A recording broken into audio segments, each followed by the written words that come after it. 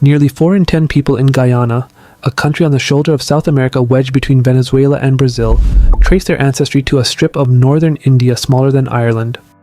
Not to Africa, which is the story the Caribbean is supposed to tell, not to Spain or Britain, to the villages of the Ganges Plain, 3,000 miles of ocean and 180 years away. And in almost 2 centuries since, neither side has fully claimed them.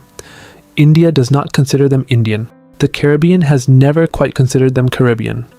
They were given a slur to carry instead of a name, and for most of them, the only proof that their ancestor ever existed, the only document in the world with her village, her caste, her age, and the ship she boarded, sits in a single archive in Georgetown, Guyana. That archive is the reason this video exists, and how those people came to be in it is one of the strangest afterlives of an event the world congratulates itself for. In 1834, the British Empire abolished slavery. 4 years later, a ship called the Whitby sailed out of Calcutta. She left on the 13th of January, 1838, and reached Berbice, on the coast of what was then British Guyana, on the 5th of May.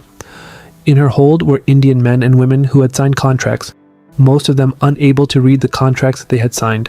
The problem the planters faced was simple and, to them, urgent. Slavery had ended. The people they had enslaved refused to keep cutting cane for the wages on offer. The sugar economy of the Caribbean was built on a workforce that had just walked away from it, and the plantations needed bodies. So the British Empire built a system to supply them. It was called indentured labor. A worker signed a contract, usually 5 years, in exchange for passage, housing, rations, and a wage. At the end, in theory, they could return home. I always look for the nuance in these archives, because the reality of indenture is easily flattened by myths on both sides of the history. Indenture was not slavery. The contracts were real. The wages, however poor, were paid. And of the roughly 239,000 Indians who landed in Guyana across 80 years, 65,538 were eventually repatriated. They went home. But look at that second number against the first, and the shape of the thing appears. Nearly 200,000 people did not go home, and the historians who study the system do not call it employment. One account, written from India, describes it as near slavery, baptized as indentured labor. 500,000 people lured under false promises, transported under primitive conditions. The voyages tell you what the promises were worth.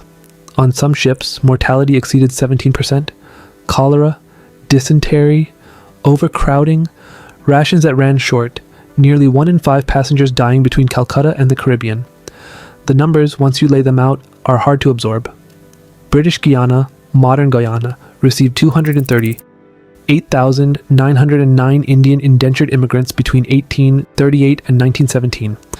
The largest importer in the Caribbean, Trinidad received 143,939. Suriname, under Dutch rule, took roughly 35,500.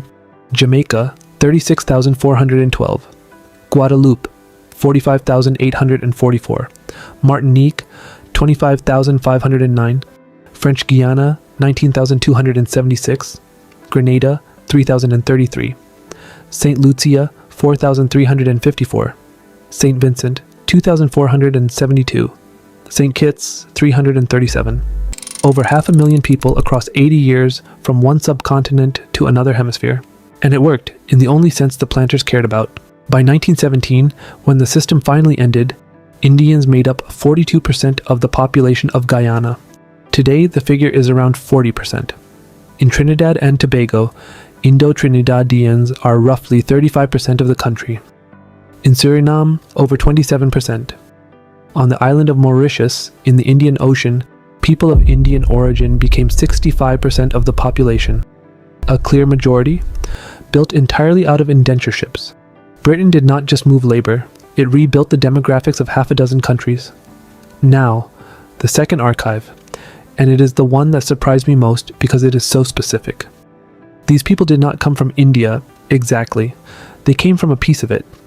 Of the 94,135 Indian immigrants who arrived in Trinidad between 1874 and 1917, more than half, 50.7%, came from the United Provinces of Agra and Awadh. Another 24.4% came from Awadh itself. 13.5% came from Bihar. Smaller numbers came from Madras, Bengal, Punjab, Bombay. Read that again. 3/4 of a nation's Indian ancestry drawn from 2 provinces on the Gangetic Plain, the Bhojpuri-speaking districts, Awadh, the flat river country between the Ganges and the Yamuna, where drought and famine and colonial land policy had made men desperate enough to sign a paper they could not read. They sailed from 2 ports, Calcutta and Madras. So when a family in Georgetown or Port of Spain wonders where in India they come from, the answer is not a country of 1 billion people. It is a district. And that answer does not come from a genome. It comes from a ledger. Which brings me to the 3rd archive, and to the thing that made me want to make this video. When the British Empire loaded a person onto an indenture ship, it wrote them down. Name, village, district, caste, age, father's name, physical marks, ship, date. The bureaucracy that took them recorded them with a thoroughness that the bureaucracy of slavery never bothered with. Those registers still exist. They are held in the National Archives of Guyana, Suriname, Trinidad and Tobago, and Fiji.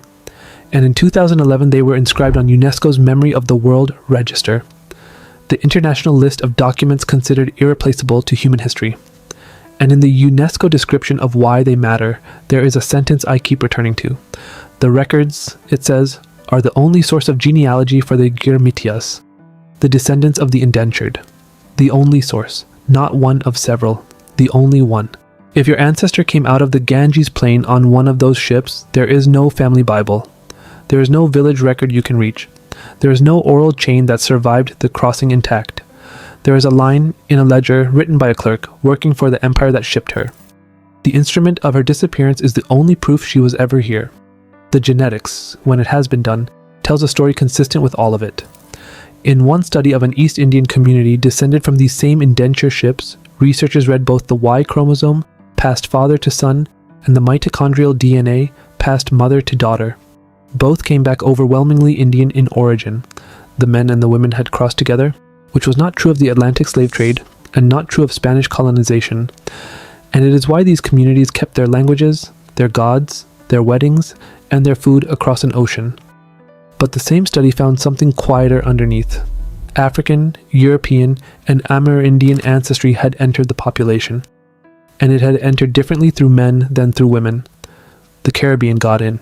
Not evenly, and not by consent in every case, but it got in, which is exactly the position these people have occupied ever since. They kept enough of India to be told, in the Caribbean, that they were not really from there.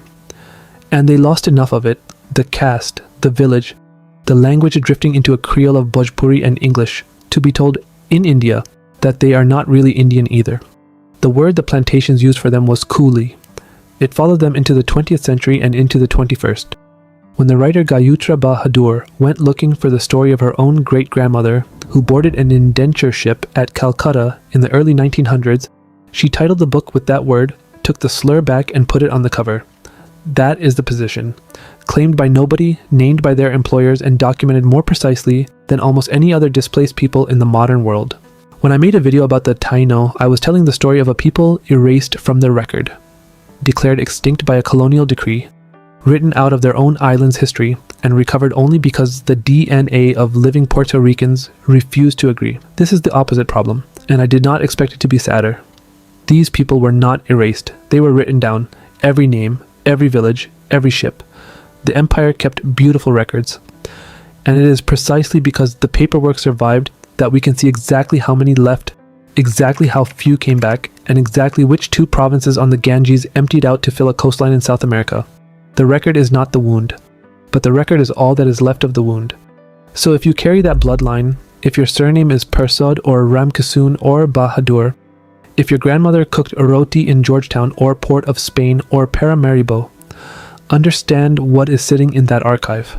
Not a percentage, not a pie chart. A woman's name, her father's name, her village, and the date she stepped onto a ship. She has been waiting in a ledger for 180 years for someone to come looking for her. If you know her name, or the name of the ship, or the village she left, put it in the comments. India will not tell you. The Caribbean cannot. But that ledger can. And the people in it have gone unclaimed long enough. Thanks for watching.